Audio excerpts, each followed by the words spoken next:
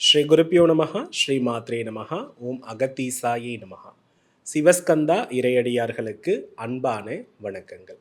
இன்னைக்கு நாம எந்த தகவலை பற்றி பார்க்க இருக்கிறோம் அப்படின்னா, ஒரு மனிதனுக்கு நேரம் சரியில்லை என்பதை சில அறிகுறிகள் மூலம் நம்மளால என்ன செய்ய முடியும்னா உணர முடியும். பொதுவா நேரம் சரியில்லை அப்படின்னா அதற்கு என்ன பொருள்னா, உடலும் மனமும் அதிகம் பாதிக்கப்படுவதினுடைய விளைவுகளை தான் நாம நேரம் சரியில்லை அப்படின்னு சொல்றோம். இப்போ நம்ம ஜாதகத்துல சந்திர பலம் குறையறத தான் நமக்கு நேரம் கெட்டு இருக்கு அப்படின்னு சொல்றோம்.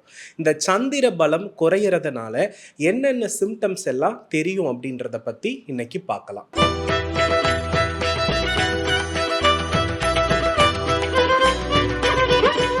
முதல் அடிப்படை விஷயமாக முகத்தில் பொலிவு குறைவது அப்படின்றது நமக்கு நேரம் சரியில்லாததினுடைய அறிகுறி. அது மட்டும் அல்லாது கண்ணுக்கு கீழ் அதிகப்படியான கருப்பு நிற அமைப்பு தோன்றுவது அப்படின்றது முதல் அறிகுறியாக நாம எடுத்துக்கலாம். இரண்டாவது விஷயம் பல் சொத்தை ஏற்படுதல், அதே போன்று அதிக மன அழுத்தம். நாம நல்லாவே நடந்து போய்கிட்டு இருந்தாலும் சில கூர்மையான பொருள் நம் உடலை பாதித்து, அதாவது கூர்மையான பொருளை நாம தெரியாம டச் பண்ணிடுவோம்.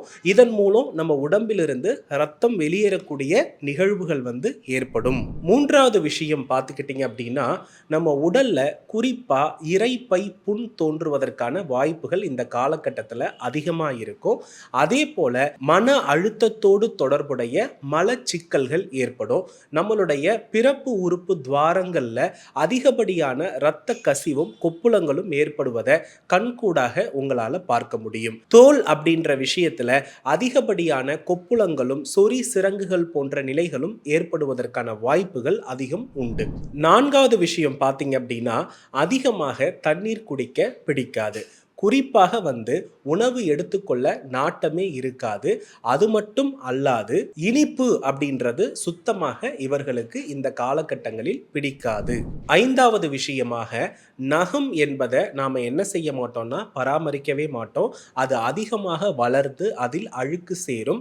அதே போன்று பல்லில் அதிகப்படியான பிரச்சனைகள் தோன்றுவதற்கான காலகட்டமாக அது இருக்கும். அதே போல் பாதத்தில் அதிகப்படியான வெடிப்புகள் தோன்றும். நகத்தில் அதிகப்படியான சொத்தை தோன்றுவதற்கான வாய்ப்புகள் உண்டு. ஆறாவது விஷயம், அடிக்கடி நம் வீட்டில் சில ஜீவராசிகள் இறப்பதும், மனிதர்களுடைய இறப்புகளுக்கு அடிக்கடி சென்று வரக்கூடிய சூழல்கள் அதிகமாக உருவாகி எந்த விதமான சுபகாரியத்தையும் நம்மால் சென்று பார்க்க முடியாது. ஒருவேளை பார்க்க முற்பட்டால் கூட திடீரென்று வீட்டில் யாருக்காவது உடல்நிலை பாதித்து அந்த சுபகாரியங்கள் தடைபடக்கூடிய நிலைகள் ஏற்படக்கூடிய வாய்ப்புகளை உருவாக்கும். வீட்டில் தெய்வ படங்கள், தெய்வ சிலைகள், அதே போன்று கண்ணாடி பொருட்கள் உடைவதற்கான வாய்ப்புகள் அதிகம் உண்டு. இவ்வாறு சகுனங்கள் நாம் எப்பொழுது வெளியில் புறப்படுகிறோமோ அந்த நிலைகளில் எல்லாம் இவ்வாறு தோன்றும். அது மட்டும் அல்லாது நம் வீட்டினுடைய மின் சாதன பொருட்கள், மின்சாரம் அடிக்கடி பழுதடையும். இந்த ஒயரிங் கனெக்ஷன்ல எல்லாம் நிறைய பாதிப்புகள் ஏற்பட்டு சர்க்யூட் லாக், சர்க்யூட் ஃபெயிலியர் அப்படின்றதே ஒரு வீட்டில் அடிக்கடி நிகழ்ந்து கொண்டே இருக்கும். மன அழுத்தமாக இருக்கிறதே என்று ஆலயம் சென்றால் அந்த ஆலயத்தில் ஏதாவது ஒரு செயல் நம் கோபத்தை அதிகம் உருவாக்கி சில சண்டையிடக்கூடிய நிகழ்வுகளை அது அதிகமாக ஏற்படுத்தும். நம்மை அறியாமல் நம் கோபம் வெளிப்படுவதை இந்த காலகட்டம் நமக்கு அதிகமாக ஏற்படுத்தும். அதற்கு அடுத்தபடியாக இரவில் அதிகப்படியாக கண் விழிக்க வேண்டிய நிர்பந்தங்கள் தூக்கமின்மையால் ஏற்படும். குறிப்பாக இரவில் அதிகப்படியான அசைவ உணவு, எண்ணெயில் பொரித்த உணவு, அதே போன்று அதிக காரமுள்ள உணவுகளை உண்ண நேரிடும். இது அனைத்தும் அடுத்த நாள் நமக்கு அதிக மன அழுத்தத்தை தந்து நம் உடல்நிலையை பாதிக்கக்கூடிய சூழல்களாக நேரம் சரியில்லாத காலகட்டத்தில் அமையும். இறுதியாக நேரம் சரியில்லாத போது எக்காரணத்தை முன்னிட்டும் தனி அறையிலேயோ அல்லது பஞ்சு மெத்தையிலேயோ நம் உடல் தூங்காது.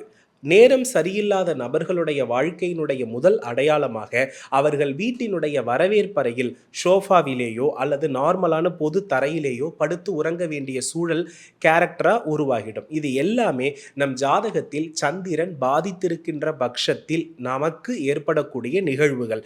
இந்த நிகழ்வுகளுடைய அறிகுறிகள் எல்லாம் உங்கள் வீட்டிலோ அல்லது உங்களிடத்திலோ தென்பட்டால் நிச்சயமாக நீங்கள் செய்ய வேண்டியது தொடர்ந்து திங்கட்கிழமைகள்ல விநாயகருக்கு 7 சிதறு தேங்காய் உடைத்து 7 அரச இலையின் மேல் நெய் தீபம் ஏற்றி வழிபாடு செய்யும் பொழுது மனமாற்றம் ஏற்படும்.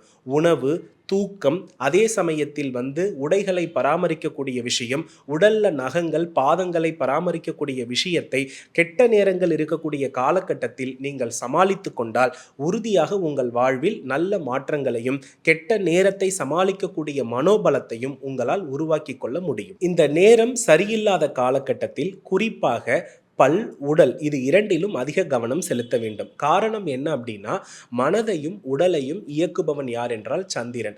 இந்த உடலை நாம் இன்பமாக பராமரித்தாலே, அடிக்கடி சுத்தப்படுத்தி கொண்டாலே அதுவே சந்திரனுக்குரிய பரிகாரமாகும். சந்திரன் என்ற மனம் பலகீனம் அடையிறதுனால தான் அதை பலப்படுத்துறதுக்கு நம்ம முன்னோர்கள் கோவில் அப்படின்ற ஒரு விஷயத்தை கொடுத்தாங்க. ஏன்னா சந்திரன் நமக்கு பூமியில் பாதிக்கப்படும் பொழுது நம் உடலில் பஞ்சபூத நிலையும் பாதிக்கப்படும். அந்த பஞ்சபூதத்தை சமப்படுத்துவதற்கு ஒரே வழி என்ன அப்படின்னா குளியல் முறைதான்.